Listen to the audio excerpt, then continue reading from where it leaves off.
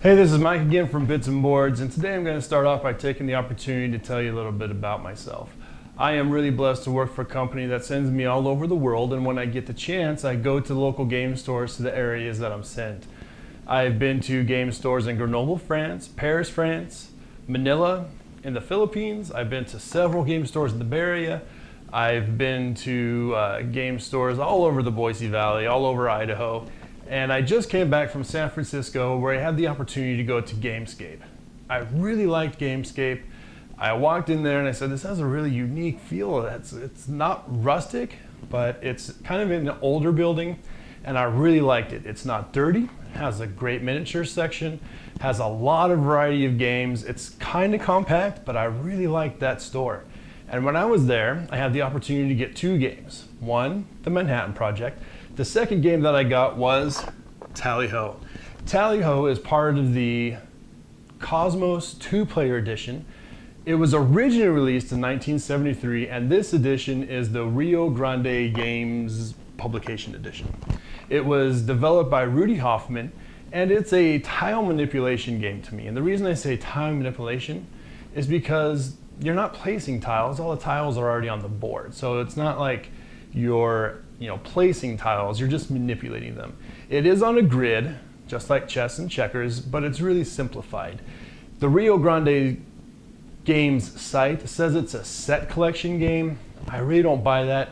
You don't need sets to score points. All you need to do to score points is grab individual tiles, and each individual tile has a set number of points. And whoever collects the most points at the end of the game wins. So let me take the time to show you some of the basic rules and show you the game, and then we'll come back and I'll give you my opinion about what I think about this game. When you start the game, you're going to take control, again, one of the two teams, either the blue team or the brown team. The brown team consists of hunters and the lumberjacks. The hunters, there are 8 of them on the board when the game starts. Whoever removes those tiles from the game is going to get 5 points. So hunter tiles are worth 5 points. They can move any number of spaces, up, down, left, or right. And the only tiles they can remove is any animal tile. So they can remove a bear, fox, pheasant, or duck. But you can only remove an animal tile if the barrel of the gun is pointing at the animal. And we'll take a look at that later. The lumberjack, however, can only remove trees. They are worth 5 points, so when someone removes a lumberjack from the table, they get 5 points. They can only move one space up, down, left, or right, however. The blue team consists of the bears and the foxes, as I mentioned already. The bears are worth 10 points, so that's your big point item right there. Whoever removes a bear gets 10 points. There's only 2 of those in the game, and they move like the lumberjack. They can only move one space up, down, left, or right. The foxes, they're worth 5 points, and there are 6 of those when you start the game. They can move any number of spaces like the hunters, but the only tiles they can remove are the pheasants and the ducks.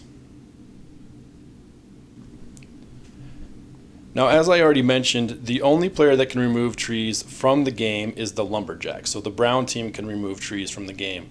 Each tree is worth 2 points. You can't move them, you can just remove them with the lumberjack. There's actually 15 tree tiles, and they're only worth 2 points. Now, the pheasant and the duck, the pheasant's worth 3 points, the duck is worth 2 points. There's going to be 7 duck tiles and 8 pheasant tiles.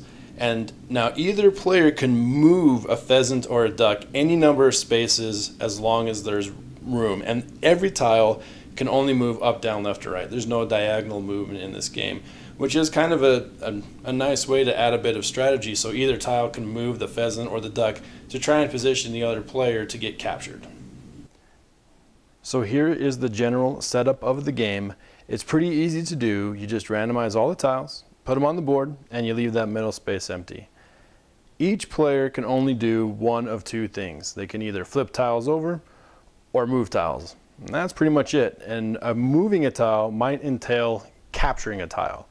So, for example, blue players always go first, so they might you just start flipping over tiles, kind of at random. So as a brown player, I just flipped over a blue tile, and that's going to happen quite a bit at the beginning of the game. So after a few rounds, this is what the board is going to look like. We flipped over quite a few tiles, and now we have some options to be able to move. Here's one option here for the blue player. They can move this fox tile just up one and capture this pheasant. Now keep in mind, if this pheasant was all the way down here, this fox can move all that way and capture that pheasant. Same with this hunter over here. This hunter, just so happens the barrel is pointing in the right direction of that pheasant.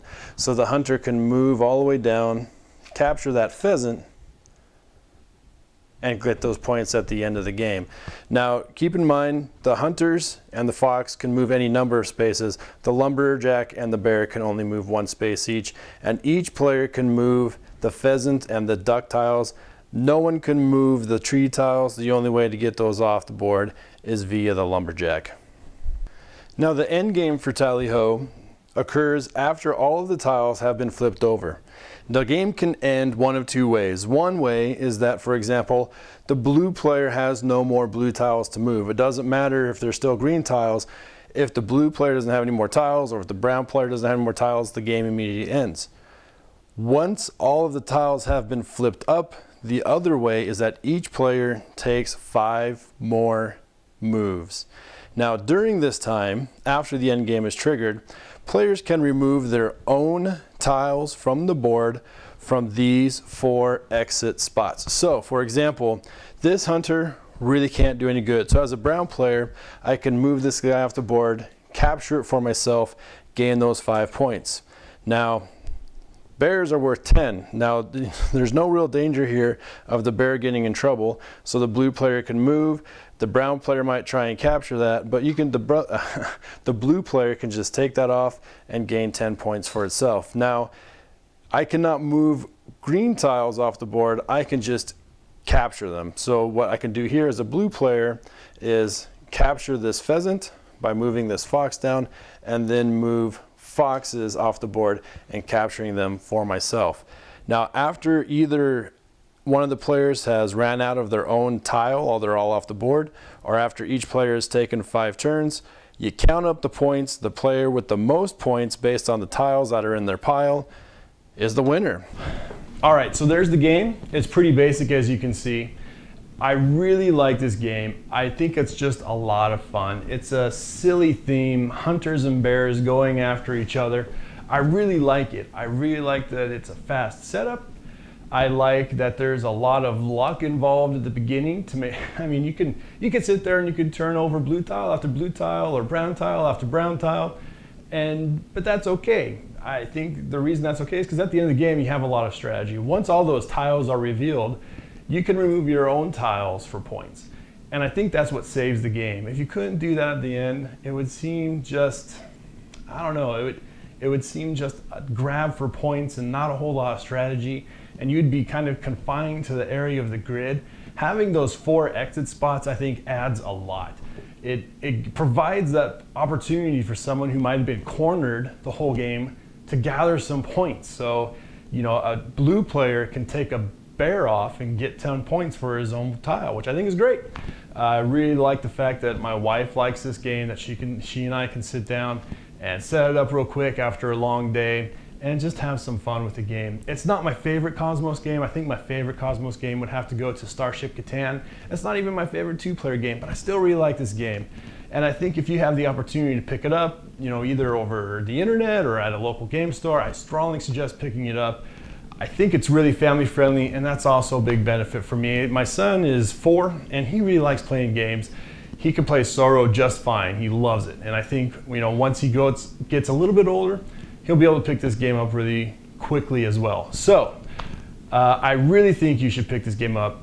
Take the opportunity. I'm not sure how much longer it's going to be out there. It's been out since 1973, for crying out loud. I think it's going to get another reprint. I have no idea, but take the opportunity and pick it up. Now, thanks again for watching. If you like the video so far, subscribe. Please give me some feedback. I can use as much feedback as I can possibly get. The lighting is something that I'm certainly working on. I'm working on a background. As you can see, I got a new background. So give me some feedback, and thanks again for watching.